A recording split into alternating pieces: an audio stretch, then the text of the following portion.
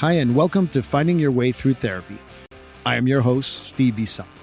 I'm an author and mental health counselor. Are you curious about therapy? Do you feel there is a lot of mystery about therapy?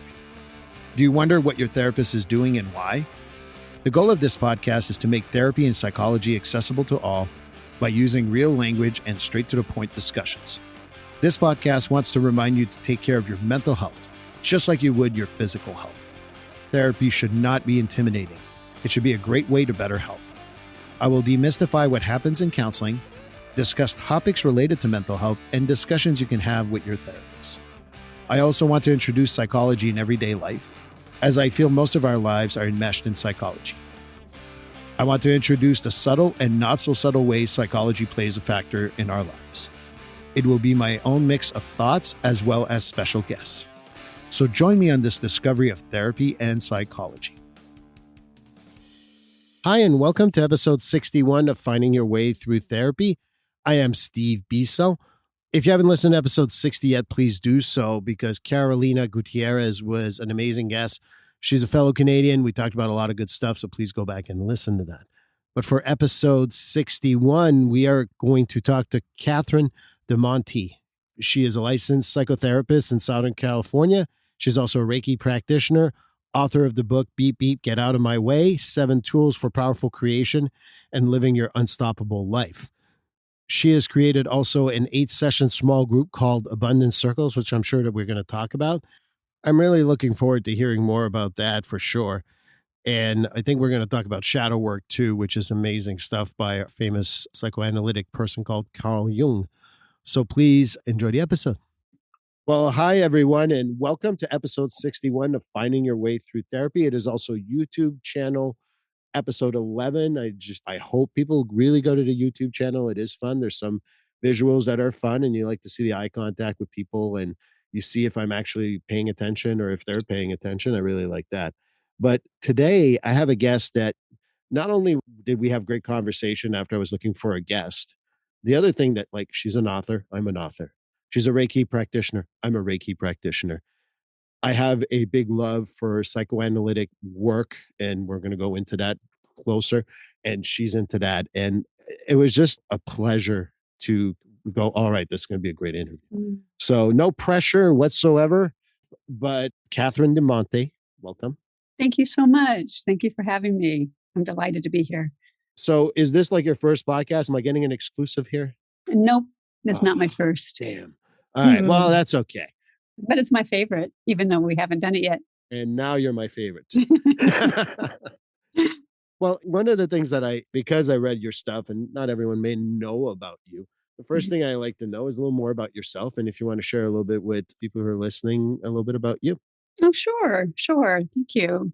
Well, as you said, I'm a psychotherapist. I've been one for, I think, 31 years, something like that, in Southern California. And I do Reiki. In addition, I'm also pretty psychic. I'm a twin. You're a twin? Yeah, which informed a lot of the book in a way that came out of my work and my childhood and the abundance circle I created. All of being a twin was, I think, informed a lot of how I was treated, the story I told myself. So I'm really big on messages we perceive we're getting as we grow up and how that dictates how we feel about ourselves and choices we make and things like that. And as you said, I wrote a book. It's called Beep Beep, Get Out of My Way, 7 Tools for Powerful Creation and Living Your Unstoppable Life. And it's a book on manifestation and attraction. Oh, I can't wait to talk about your book. There's so many things you just said. Knowing that you're a twin, there's a certain bond with a twin that most people like, oh, you can describe it. I don't think you can personally. Has that been your experience with your twin? Or being a twin was amazing. It was like having a built-in best friend all my life. I especially enjoyed it when we were going from, say, elementary school to junior high school, and then from junior high school to high school, because I knew I had somebody there with me. And we call each other our roommates. and no fights whatsoever, obviously. Oh, never. We actually didn't fight that much and still don't. We're pretty close. And we have an older sister as well.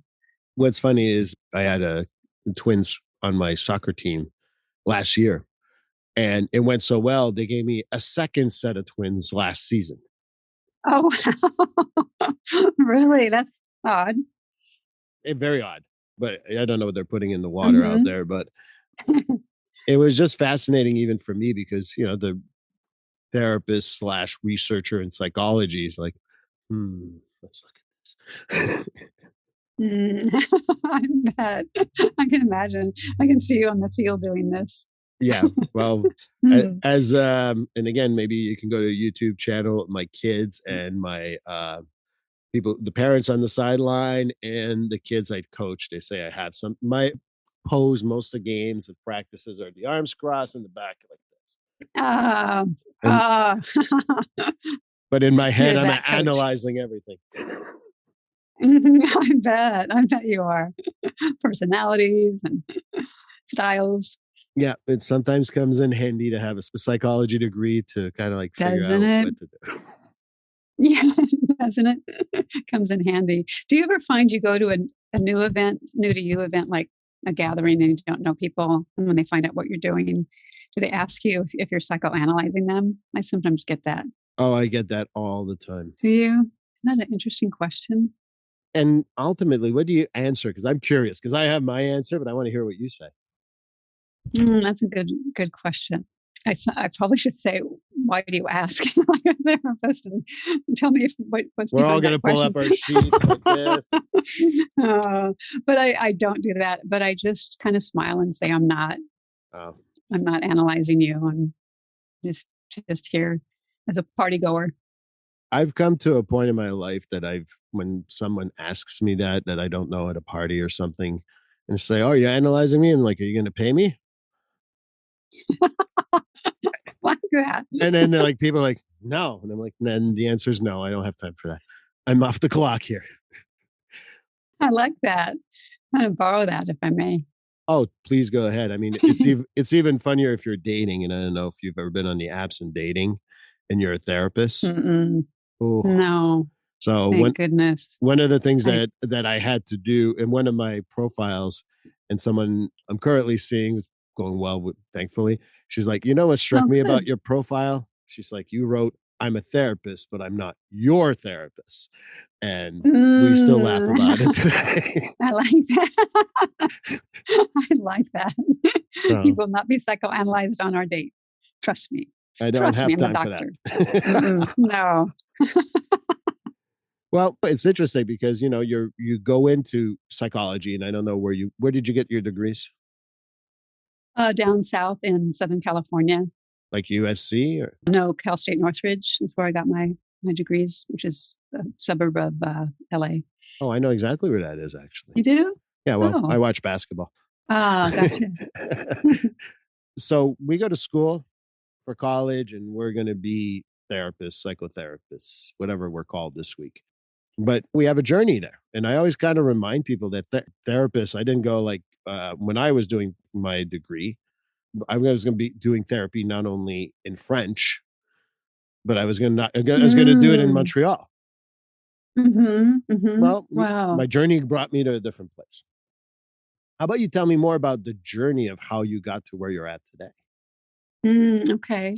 I was originally something called a communicative disorders major, which had speech pathology, audiology, and I don't remember the third, speech pathology, audiology, and working with the deaf.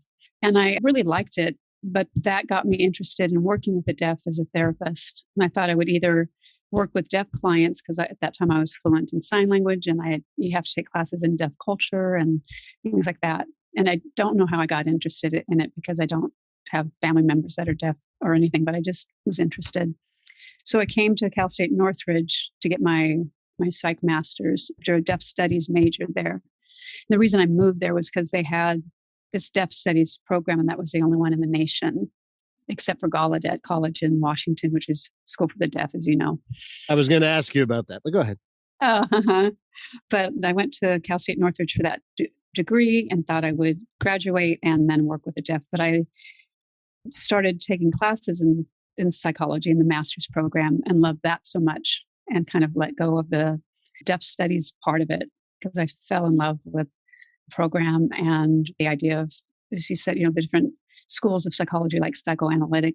I didn't know much about, but when I learned about Jung's theories and things, I just was so enthralled. And family systems. It was all the stuff I was interested in as a girl. Like even in high school, I just found people and the study of people and why we think like we do, or just what makes us the people we are. I just found that fascinating in high school. They were also the people I admired most as a girl were all therapists.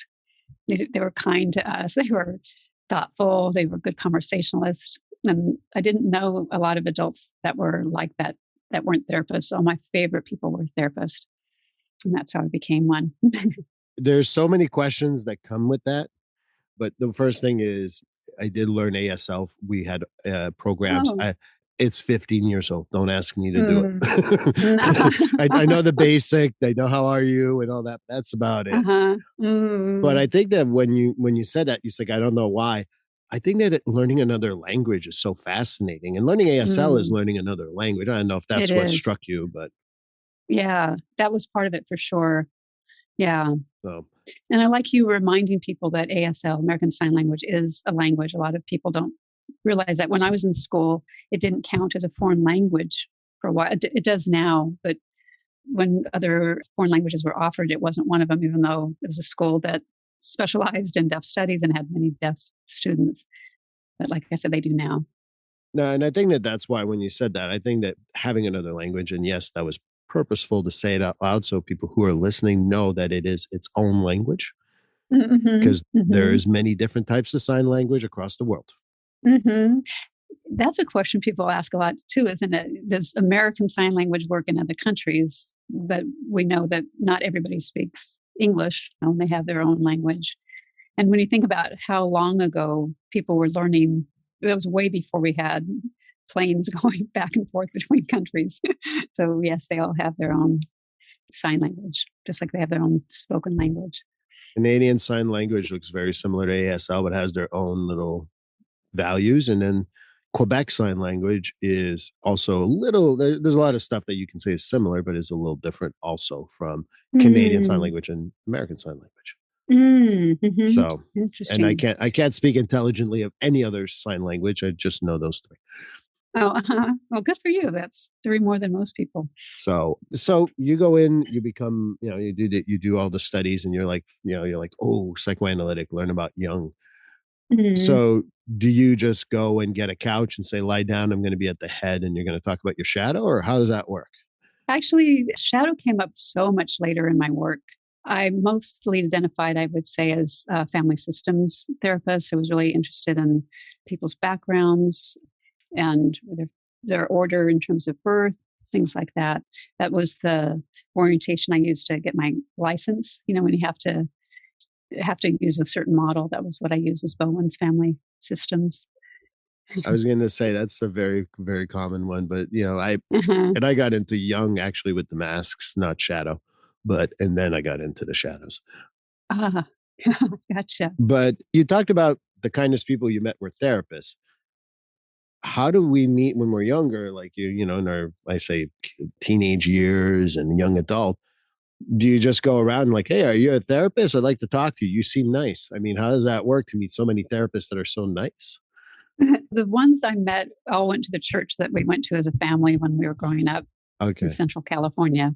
They were sort of involved with it, like they would do workshops and sometimes do a sermon, but theirs were really interesting too. They weren't, and the church wasn't a dogmatic or strict church or anything. So it was, and when these people would speak, they might speak on the life of St. Francis or something, and they would be a meditation teacher and a psychologist or something.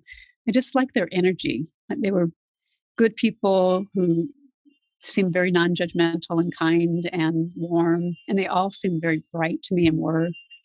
One was a doctor and when I was growing up, there weren't a lot of female doctors, psychologists, and I remember being impressed by her. She was older and really kind, and then there were a couple of men I liked a lot too. Yeah, well, it's nice to have someone you can look up to, especially if you're a woman and you Mm. have a female, very successful female. I'm a big fan. I mean, when you talked about schooling, all I can think of is I had done feminist study and through psychology, and that was my Mm. multicultural thing. And I thought that was very thoughtful because it's also minorities because women were, and they told me, yeah, that's not enough. You got to do something else. And I'm like, oh yeah, Mm. because women are not repressed at all in this country, but that's okay. You're Right. right. I'm just going to go do something else. So I was thinking about that when you Good for said you. that, but no, it's always good to have like, I have two daughters now. So I've become even a Mm. stronger feminist in my life. Good, good, good. Oh, I'm glad to hear that. And I think girls need to see that in their fathers. They'll also very likely pick a man, if they pick a man or pick a partner that's a feminist, I would think, because their dad was. And I think that that's what you got to model that behavior for your kids. But I've been a feminist.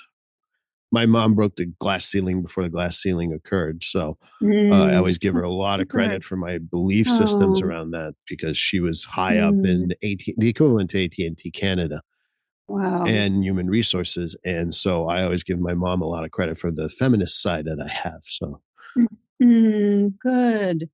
Good. Yeah, and that's a nice thing for her to hear, I would think. So I would imagine that it felt good to be that as her, and then to just know that her son is watching and absorbing that. I'm going Awesome. to send her this episode right away. And that way, like, see, I'm a good son.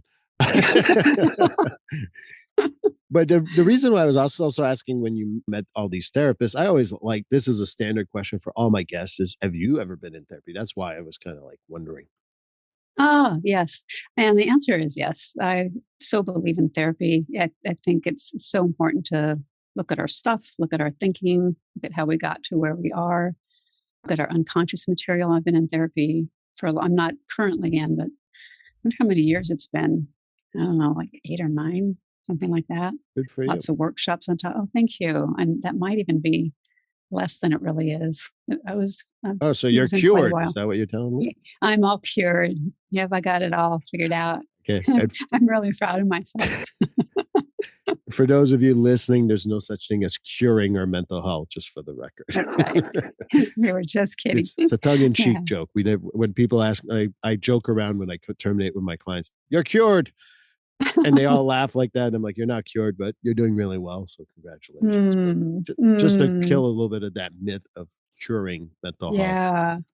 Yeah. And hopefully we never think that about ourselves, that we're always striving to be better and to grow and to look a little deeper, look a little at it from a different angle. I think it's so vital. I mean, I think that's what we're doing here, isn't it? To always be growing and stretching and learning, evolving. Right. And I think that's the stuff that, you learn through therapy. And for me, and there's also kind of the conversations I have with my clients sometimes is that I knew everything when I was 18.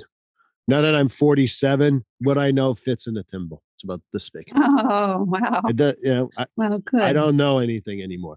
And I think that's Mm-hmm. a great evolution. I'm still in therapy, but Mm-hmm. I still think that that's part of some people can do that journey of their mental health on their own. And if they hit a Mm-hmm. problem, or one of my favorite colleagues talks about how you can't solve a problem that the same mind created. So if you get stuck, Mm, you yeah. need to be maybe having a third party just to help you out. And it doesn't need to be like intense 12-week psychotherapy. Could be like you Mm-hmm. see him maybe 4 or 5 times, you feel better and things are better, and you go, Mm-hmm. you always have to keep that in mind. But I think we should all be in mental health therapy at least a few times in our lives just to kind of like even Mm-hmm. us out. Mm-hmm. I do too. Oh, I like the way you said that. Yes, absolutely. To even us out. Yeah. Because Absolutely. I never want Mm-hmm. to be so egotistical that I'm full of myself up here. And I don't want to be so low that, I want to do Mm, things that hurt myself or do stuff like that. So it's sure. finding that balance of like, okay, maybe now I need a little check because I'm too low, or if I'm too high, maybe I need a little bit of a smackdown, so to speak. So, Mm-hmm. A reality check or something. Yeah. and sometimes people are Yeah. able to do it on their own, which is absolutely awesome. I respect that. But I Mm-hmm. know for me, it probably means lifetime therapy. Mm-hmm. Yeah. I'm not adverse to going back at all. I know. I'm just kind of a break, but I even contemplated it recently. I thought maybe I would go, and I called somebody, and the time didn't work out just with one I wanted to meet with, and so I didn't. But I was very, very open to the idea for sure.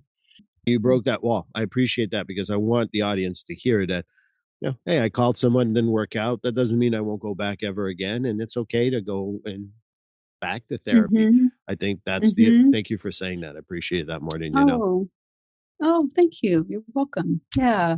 Yeah, I think different stages bring up different things, or just something, a situation comes up. That's what it was for me. And I wanted somebody to look at it. It just was timing. And I think I really liked her too. So I have her in my pocket as somebody I would see. And that's always good to have too. I mean, Mm-hmm. the other part I always talk about in these podcasts is it's not having a therapist that looks good on paper, it's making sure you mesh with them. Mm, Because it's uh-huh. not, with all Absolutely. due respect to Mr. Young or to Mm-hmm. Mr. Adler or Mr. whoever, it's Mm-hmm. the therapeutic relationship that really is the strength, not, Yeah. yeah. Does it help it to have certain things that you know a lot about? I'm a CBT type guy. Mm-hmm. Yeah, it helps. Mm-hmm. But CBT is not worth anything if I don't connect with my client and vice versa. Mm-hmm. Absolutely. That's so vital, isn't it? It's really, really vital that we really have to mesh with each other. And Mm-hmm. that's why I wanted to mention it, because something that sometimes people, like you say, oh, you repeat that all the time. I'm like, one day everyone's going to get it. Then I can Mm-hmm. stop repeating. Good response. Yeah. Yeah. So, speaking of Mr. Young, Mm-hmm. I would love to hear more about. I, again, obviously, shadow work is something I really, really appreciate. What brought me to shadow work was actually Debbie Ford's The Dark Side of Light Chasers. Mm. Rest in peace, Debbie. Yeah. I know it's been several years, but I really Yeah. love that book. It was given to me by my internship supervisor who knew me before. Oh. She gave me that book and I loved it. Oh, I can see why you did. So, Mm-hmm. but, and I wanted to shout out, like, maybe Young's a little heavy for some people. So, the lighter, more palpable version is the Debbie Ford Dark Side of Light Mm-hmm. Chasers. Mm-hmm. But maybe you need, instead of people reading a book, how about we talk about maybe, the shadow work and what does that mean? Because Mm-hmm. I don't think that people understand a lot about. I don't either. I don't think a lot of people know about shadow, and it's a shame because when you know about shadow work, your life changes. And I think just to give a definition of it, since people often don't know what it is, that it's not called shadow because it's dark and nefarious and scary. It's shadow because it's under the light of, in a way, out of our awareness, out of the light, Right. out of the way of the light. We're just unaware of it. But even though we're not aware of it, it dictates our life. It creates problems in our life when we come from it. It will have us picking things and calling things into our life that aren't healthy, behaving in ways we'll later be embarrassed about. So it's really, really vital to know what it is. And the best way to know, or the easiest way to know what's in our shadow, I believe, is what bothers you and other people. What bothers you? That's a good one. What do you Mm. mean by that? I love it, by the way. I'm just saying, what does that mean? What it means is like when you were young, probably, and heard from a teacher that when you point your finger at a kid and call them a name, that you have three pointing back at you, or kids on the playground would say that too. And that's what our shadow is. We might not like everything, but when we're really triggered and bothered, it's because that trait is in our shadow, and it will have us behaving in ways that seem bigger than that incident should have warranted. Bao Young called it the person would rather not be, which I also like. I like that a lot, but that's what our shadow is. It's another way to define it. Carl was a very smart man. Mhm, right? Yeah. I'm a concrete example guy.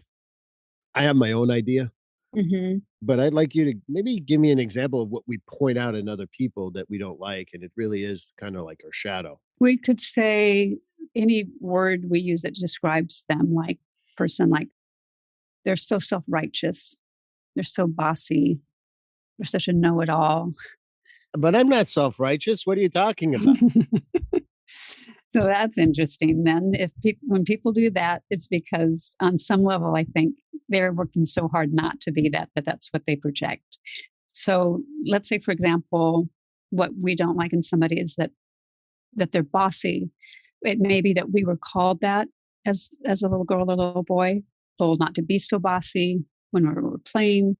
We might not even know exactly what that meant, but we knew that the grown-ups in our life, our parents who feel like our life depends on them loving us and are being accepted by them, or they can cast us out, is what the primal belief is. So I want them to really like me and approve of me.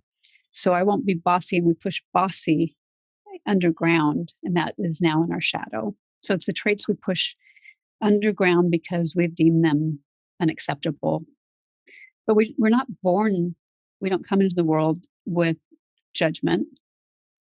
We're pure little innocent beings that are loving and accepting and feel good about ourselves. And then we get shamed or labeled or spoken to in a certain way. And that becomes, if we have the feeling, I don't want to be that, then that goes underground. So if it's bossy, just to use that to follow that same thread, the way shadow works is that if we have something in our shadow, we will try really hard not to be that thing. But the beautiful thing about shadow is that if we were to bring it to the light and use the positive side of it, it actually can become our greatest strength. So the positive side of bossy might be something like a good leader, for example. But if we don't acknowledge that, we might not show up in a way as a leader that where we could have affected positive change. Or we might not use our voice much when we have a lot of the things to say. Or that could even be personally, we don't use our voice much, like saying no when we mean it, for example, because I don't want to look mean or I don't want to be bossy. I think that there's two examples that I use regularly about the shadow. I tell people that I always say, what do you think I do as a living? Is it selfless or selfish? And most people go selfless because, therapy and giving and all that. I said, you're right. But if I didn't get paid, I don't know if I would be that enthusiastic about it. And people are like, well, that means you're selfish. And I'm like, yeah, because that was the one that Debbie's book is brilliant because it tells you, look in the mirror and say all these things. And when I had to say selfish in front of the mirror, I couldn't look at myself. It was hard. No, I'm not. I didn't grow up that way. I'm a giving guy. I'm doing therapy. And I realized, like, yeah, we are selfish. And instead of running compulsively from one end of selfless to selfish, when you kind of acknowledge the shadow, you can actually have access to both. Yes, that's so well said. You can have access to both. You can have the positive and the supposed negative, right? Or both qualities. To use your analogy, what's wrong with being selfish? Because that might mean we have good boundaries or we take time out for ourselves to give ourselves good self-care. There are positive sides to these attributes. And I think that that's what I kind of remind myself. And, part of that idea comes a little bit from an old iTunes. Alanis Morissette had done an iTunes remix, whatever the hell it's called.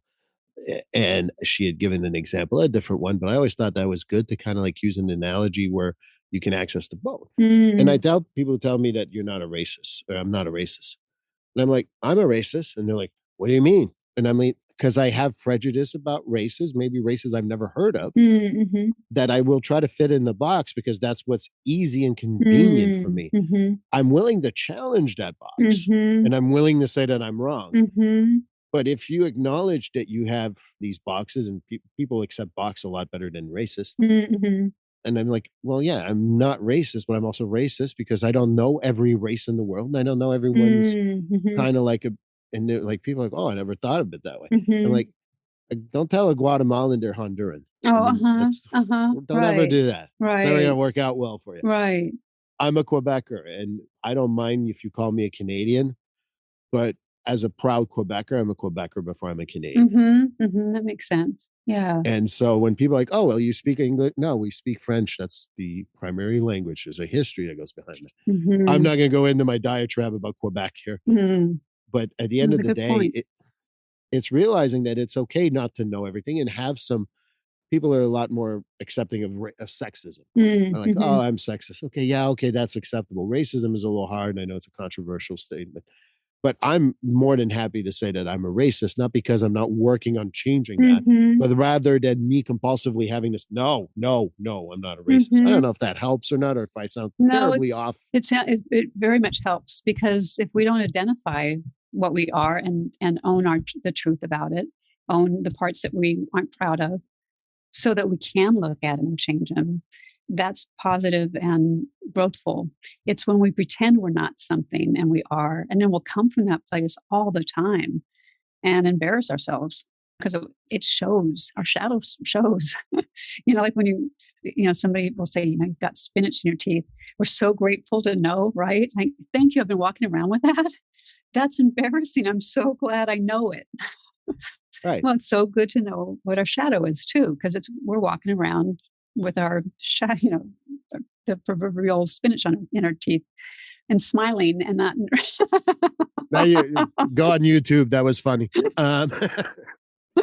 I looked at myself in the camera like, maybe I do have some. Did she just grab that because I have spinach in my? Yeah, it's important to know. And I think that's why the shadow work is so important, because a lot of the qualities that we don't like about other people are qualities we don't accept in ourselves. Exactly. That's why it bothers us that they're putting it in our face. I worked hard to hide that stuff. No, that trait. Why are you showing it to me? I claim to be a feminist, and I truly am.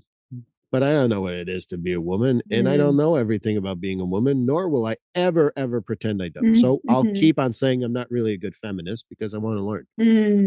And I tell people it's not a bad thing to admit maybe your faults or your shadow, because it gives you access to so much more. And I don't know if that's how you perceive it. I do.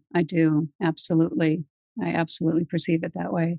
How are we going to change it if we don't see it? It really needs to be pulled out and examined, doesn't it?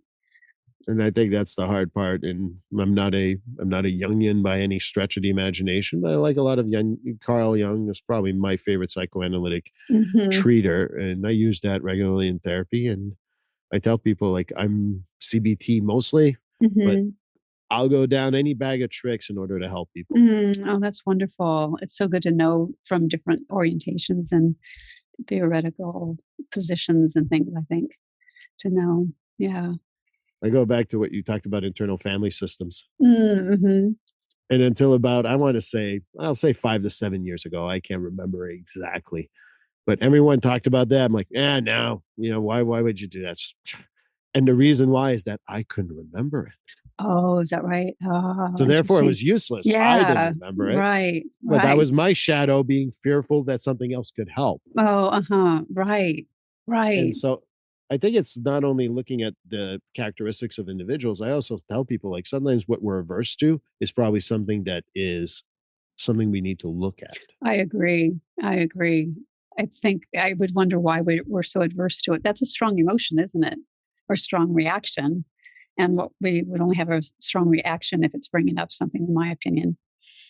I wish our political parties would understand that nowadays. I do too. I think there'd be a lot more empathy and compassion, understanding.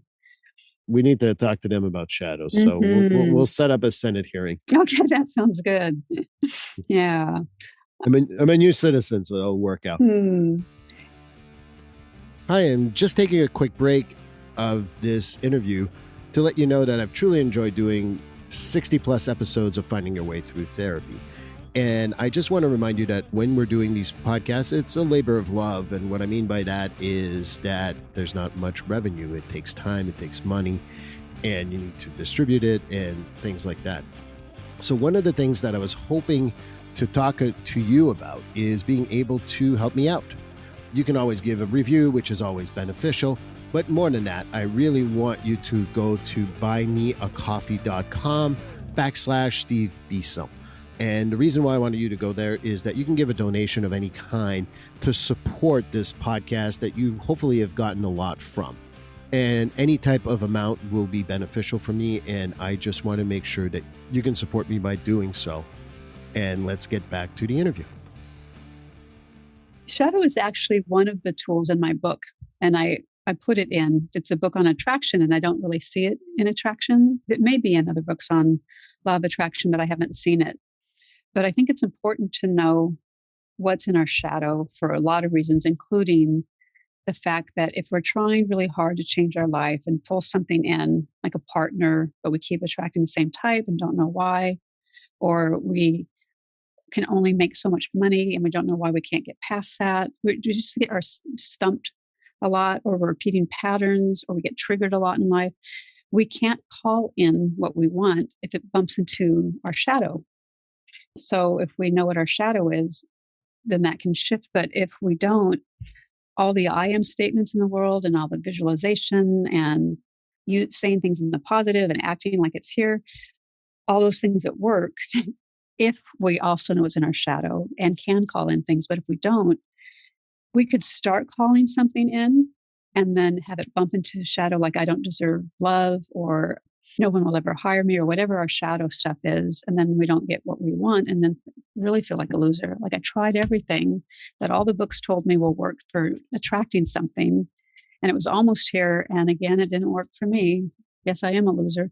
So it's just so vital. And I really appreciate that readers have told me that my description of it was so simple. I took something they said that they felt was really difficult and hard to grasp and put it into pretty easy to understand language. And that's a high compliment. And I think that you talked about your book, and I want to hear more about it. And it's called Beep Beep, Get Out of My Way. And there's a companion journal, from what I Yes, understand, there too. is. Yeah. So maybe to shift gears a little bit, because in the sense that I see the neurological value in what you say, because if I say I'm going to be rich, but I have a blockage neurologically that I don't deserve this, and it's in my midbrain, which is usually where it's stuck, it's going to keep me brain. I can't have access to the law of attraction. I can't have a lot of that stuff. But I think that what I would say to you is that, you talked about the law of attraction in your book, and then you talked about the shadow. Yeah. I mean, it's just interesting stuff that you kind of melted together. Is there other stuff that you feel like all relates to all that? To those two, or to the tools? Anything in your book. I'd like to hear more about your book, essentially. Oh, okay. Well, thank you.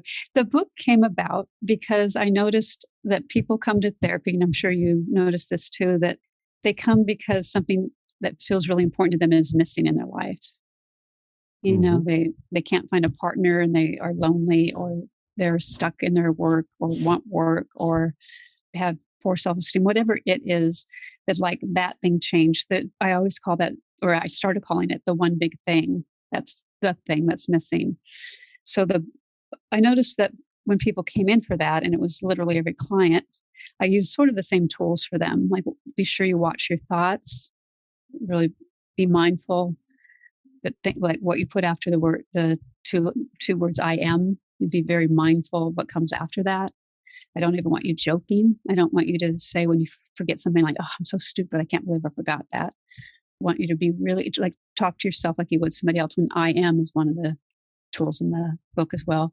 I'd like you to become better at receiving when things do come your way. I know that you want to receive partnership, or you want to receive a job, but we're really poor at receiving. So I'd like you to learn to work that muscle as well, your receiving muscle, so that if people give you a compliment, I'd like you to just say thank you graciously. That's all. I don't want you to say, "Oh, this whole thing," or if they give you a compliment on what you're wearing or on your haircut, to say, "Really? Oh, I was just going to cut it." We even make faces that now distract from our beauty and and our grace, because we're putting ourselves down in front of them. It's so ironic. I'm still covering my hand in case I have spinach in my teeth. I promise you don't.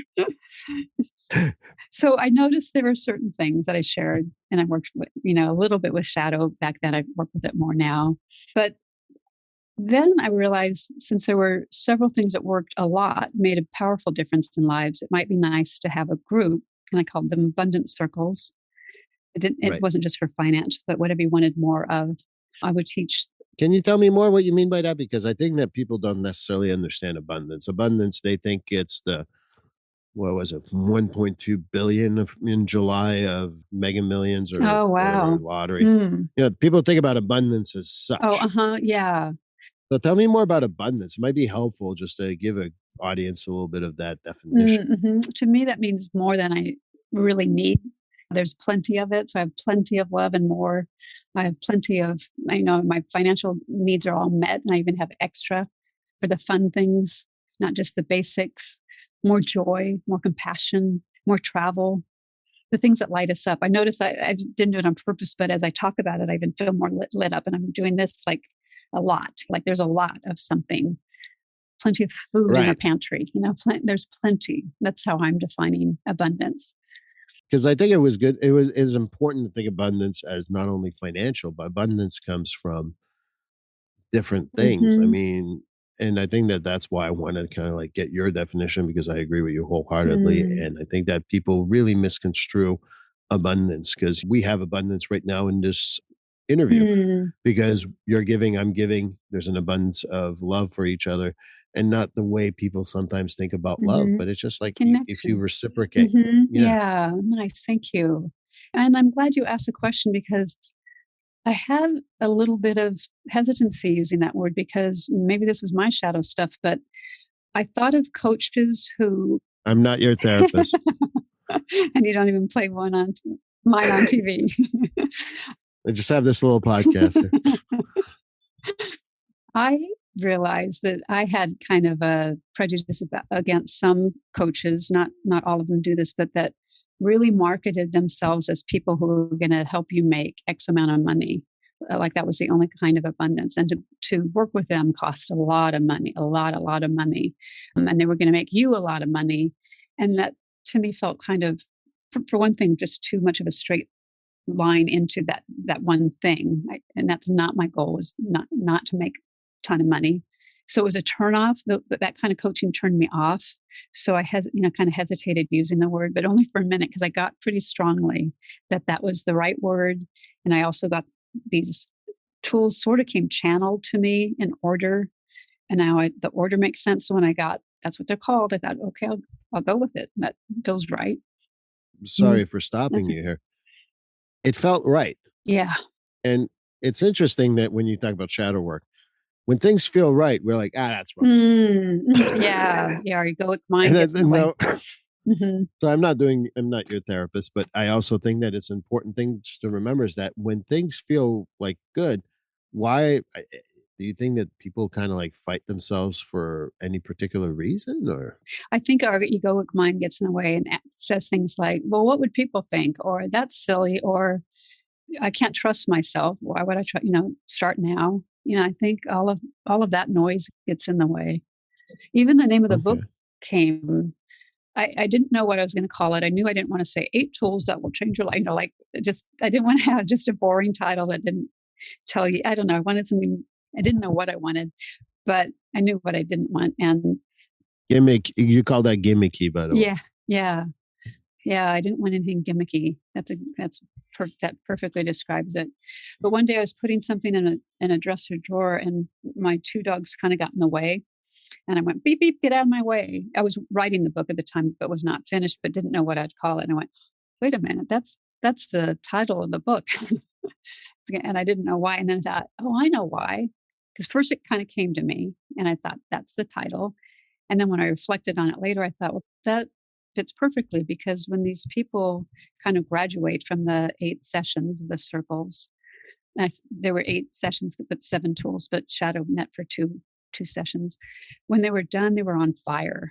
There was no stopping them. Like I remember one woman who came in because she kept meeting men and that's what she wanted to attract, but she wasn't even dating, let alone she would date, but just for a bit, or she wasn't even being asked out. And there was no reason she shouldn't have been. She was fun and she was 30, and already had her own house and making good money. She was beautiful and successful and just she had it all going on. There was no reason she shouldn't be dating. But she had been married once before, very briefly. It was so Okay. brief that I didn't know about that marriage for a long time when she was my client. But when she was in the abundance circle, that came up again, that she'd been married briefly. And she said, and he was so controlling. And she made that face. She went, but he was so controlling. And then she got off of it and kept talking about wanting to attract a partner. I said, I need to stop you for a second. I noticed that when you said marriage and you brought up your ex, you made a face and went kind of a face. It looks like you don't want that again. She said, no, I never want that again. And I said, oh, that's interesting because what you want to attract, though, is another partner. She actually wanted to attract Right. marriage ultimately. And I said, but if you think marriage is that and you're trying to attract it, I'm wondering if they're bumping into each other. You want it, but you don't. based on your history. So I wonder if you might want to either change what you want to attract. Maybe it isn't marriage, maybe it's a live-in partner, or you could attract marriage, but to change your definition of it. That I will have a something that's not controlling, who gives me my space, kind of a partner, and try to attract that. And that flipped Mhm. everything for her. And after she flipped it, she came in and she talked about meeting several people in the 2 weeks between several people. And I laughed and said, "It's raining men for you, my God." And that's what made me think of people being lit up. Like it's beep beep, they're on fire. Get out of their way. And I like the title of the book. Oh, thank you. What led to, and I don't know if the book came first or the group came first or the ideas came first. Some people would say, well, no, that's like a lot more individual work. That's not a group work. What would you say to that? Mm-hmm. And I don't Mm. necessarily agree with that. I'm just trying to feed you the line. Gotcha. Well, many of them were, not all of them, but many were already in therapy with me. So they were doing their work. And some, like I said, were not. But that became group work because we worked on the tools, but people's individual stuff came up. It wasn't group therapy per se, but talking as a group about the tools would bring up stuff like it did with her, and we'd process it some, but it wasn't necessarily really deep work. It was more about using these tools, learning about them, applying them, coming back and talking about them again the next week. How did you do with the IMs this, after last week when that was the tool? And how are you doing with learning the importance of receiving? How'd you do this week, this past week? So So that was set up. it's been something that I've been trying to get through on my podcast and with other people. There's certainly value of having peer support. Mm-hmm. How do you feel it's contributed to beep beep get out of your way and having those 8 sessions, 7 tools to get people to the other side? Mm, it was phenomenal. I tracked the numbers and it was about 9 out of 10 people who literally got the thing that they came in to get, which I thought was pretty amazing. And I had many, many circles. I still have them, but I mean, pretty high because group, not only are the tools powerful, but when you speak what you want out loud to supportive, loving people who are holding it with you, there's something about speaking something out loud to the universe that I think is very different because you feel kind of seen Right. and also accountable. That's very different than writing it in your journal at night where nobody can see it. And then the other people held it up for you. And then we got back and talked about that tool and then started a new tool. It was very, very powerful, that combination. It might be like the thought that I had, and again, this is my own meandering thought. I don't know this for a fact, but I wonder if it is also an amazing tool to have the peer support when you're doing the shadow work. Yes, absolutely. Absolutely. It's very, very helpful. It was done when we did shadow work. We spoke about it in general terms, of course, at first, and then we shared what we thought our own was by doing that exercise of you can either ask who bothers you, like name a person that bothers you, and you write that down, and then you say why they bother you. And then you realize you have that trait. And then people say, I don't have anything like so and so. Well, I guess I do in my shadow. But then when we would turn it into its positive opposite, people felt really held and loved and supported. Like let's say it's selfish. And what would be the positive of being selfish? And when they've got permission to take time out for themselves or say no when they wanted to, instead of always saying yes or setting proper boundaries, they felt so supported, you I know. bet, Mhm. you know. Mhm. So, Mhm. I just realized that we've been almost an hour already. Oh, wow. I didn't realize that. It No, flew. this is all good. I always, breaking a wall here for the audience. If I ever get to a point where I'm like 30 minutes in going, it's only been for 30 minutes, that's a problem. I'm like, I looked at the time like, oh, geez. And people think that it's kind of like, it's because it happens. I have great guests like you. Mm. And people like, oh, it's kind of like they think it's a put on. I'm like, no, seriously, I do not see the time go by. It, Mm. this is why, Mhm. like, part of me really wants the people to be able to go to the YouTube channel as well as the podcast in order to see that, I'm not looking at a clock. I'm really talking to a person. So Mhm. I really, really appreciate everything you said. I'd like to hear Mhm. more about how I can go get your book and your Mm. journal and anything else that you would need to contact you, because truly I really enjoyed our conversation. It went by so fast. Oh, thank you. I really enjoyed it too, and thank you again for having me. People can find the book either on my website, which is my name. It's www.catherinedemonte.com. And there is a book link. There's also a link to the abundance circles and to my psychotherapy work. So anything they want to know about me is on that website. I'm also on Amazon and a couple of other bookseller sites. Yeah, and the journal and the book are both there. You can either look it up by the title Okay. or my name, Catherine Demonte. And I can tell you from experience that it is absolutely easy to get it online. Mm, So very easy to find on Amazon. Do you have any social media that you kind of like do, or? I do. I'm on Facebook and on Instagram. I'm tending to go Instagram a little more lately because of the Facebook stuff that is not as clean at times. Right. That's my I experience. mhm. And is it just Yeah. Catherine Demonte? Yes, it is. I don't have another name on there. I'm Just the yeah, I just want to make just my sure that name. people can go and reach you any way they can. This will I all be appreciate that. it Yeah. will be in the show notes. But from the bottom of my heart, Catherine, this has been a great interview. Mhm. Really love talking about Oh, shadow thank you, work Steve. and Thank really you. honor the work of Mr. Young, but also honor Mhm. really the book that turned me onto it, which was Debbie Ford. And She's so good. I hope people go get your book because I know I'm going to order my copy. Oh, thank you. And I hope that we stay in touch. Me too. I would like that very much. And that it was such a pleasure. Okay. I felt the connection right away, like within seconds. Well, Catherine, I think that is a huge compliment, and I'll say thank you. Working on my shadow You work, are. and I'll talk to you soon. You, Steve. Okay, sounds good. Thanks again. Well, that concludes episode 61 of Finding Your Way Through Therapy. Catherine Demonte, thank you so much. Great conversation. Love talking about shadow work and what that means. And you got me talking about one of my favorite authors, Debbie Ford. So hopefully everyone enjoyed it as much as I did. But on episode 62, we will have Rachel Fletcher. Rachel is someone who likes to talk about recovery, wellness, and adventure therapy. And I'm so much looking forward to our conversation. We connected through LinkedIn, so I hope you join us.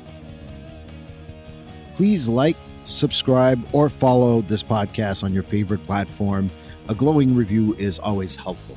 And as a reminder, this podcast is for information, educational, and entertainment purposes. If you are struggling with a mental health or substance abuse issue, please reach out to a professional counselor or therapist for consultation.